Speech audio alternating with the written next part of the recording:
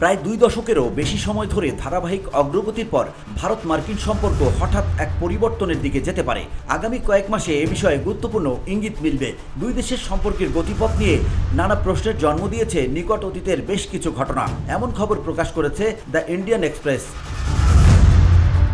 প্রথম উদ্বেগজনক লক্ষণ দেখা দেয় পেহেলগাম সংকটের সময়। সে সময় ভারত ও পাকিস্তানের মধ্যে তীব্র লড়াই শেষ হওয়ার পর আমেরিকার প্রেসিডেন্ট ডোনাল্ড ট্রাম্প জোর দিয়ে বলেন, উভয় প্রতিপক্ষের উপর বাণিজ্য নিষেধাজ্ঞার হুমকির মাধ্যমে তিনি সংঘাতের অবসান ঘটাতে গুরুত্বপূর্ণ ভূমিকা পালন করেন। পরবর্তীতে তিনি তার ওই দাবি বারবার উপস্থাপন করেন, কিন্তু তার ওই দাবি ভারতীয় কূটনীতিকরা অস্বীকার করেন। পরিস্থিতি আরও জটিল করে তুলতে তার vice president JD Vance Kashmir বিরোধের অবসানে মধ্যস্থতার জন্য আমেরিকার সদিচ্ছার প্রস্তাবও দিয়েছিলেন। স্পষ্টতই তিনি হয়তো জানেন না 1962 সালের নভেম্বরে হ্যারিম্যান স্যান্ডিস মিশন অনেকটা দুর্বল ভারতের বিরুদ্ধে কোনো অর্থবহ অগ্রগতি অর্জন করতে পারেনি। নয়াদিল্লির দৃষ্টিকোণ থেকে কেবল দাবিগুলোই একমাত্র উদ্বেগজনক লক্ষণ নয়। সংকট শেষ হওয়ার পর ট্রাম্প পাকিস্তান সেনাবাহিনীর প্রধান ফিল্ড মার্শাল আসিম মুনিরকে হোয়াইট হাউসে মধ্যাহ্নভোজের জন্য আমন্ত্রণ জানান। আমেরিকা পাকিস্তান দ্বিপক্ষীয় সম্পর্কের ইতিহাসে প্রথমবারের মতো কোনো পাকিস্তানি সেনাপ্রধানকে বিরল এ সম্মাননা দেওয়া হলো।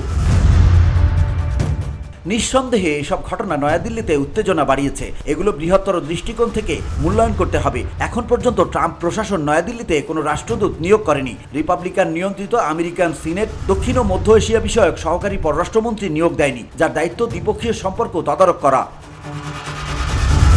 পরিস্থিতি আরও খারাপ করে তোলে ট্রাম্পের ভারতীয় রপ্তানি পণ্যে 25% শুল্ক আরোপের হুমকি দেওয়ায়। এই শুল্ক আরোপের মাধ্যমে তিনি প্রকাশ্যে অভিযোগ করেন ভারত রাশিয়া থেকে উল্লেখযোগ্য পরিমাণে পেট্রোলিয়াম এবং প্রচুর পরিমাণে অস্ত্র কিনছে।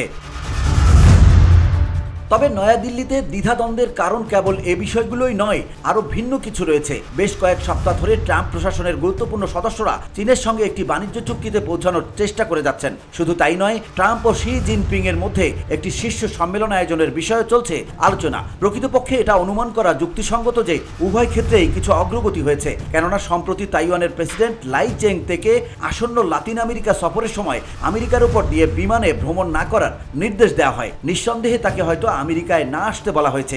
এমনকি আমেরিকায় যাত্রা বিরতিতেও আপত্তি জানিয়ে আসছেন।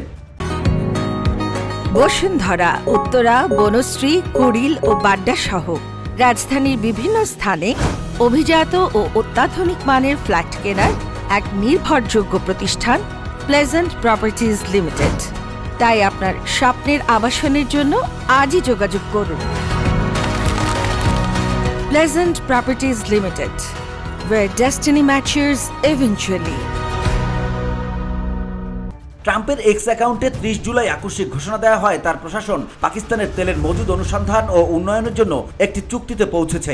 বিষয়টি নিঃসন্দেহে নয়াদিল্লির মধ্যে উদ্বেগ এবং অবিশ্বাসকে আরও বাড়িয়ে তুলবে। এ ঘোষণা এমন এক সময় এলো যখন আমেরিকা ভারত দ্বিপক্ষীয় সম্পর্ক অবনতির দিকে। ঘোষণাটি ভারত মার্কিন কৌশলগত অংশীদারিত্বের প্রতি ট্রাম্প প্রশাসন কতটা গুরুত্ব দেয় তা নিয়ে আরও সন্দেহের উদ্বেগ করবে। VOD Bangla news desk.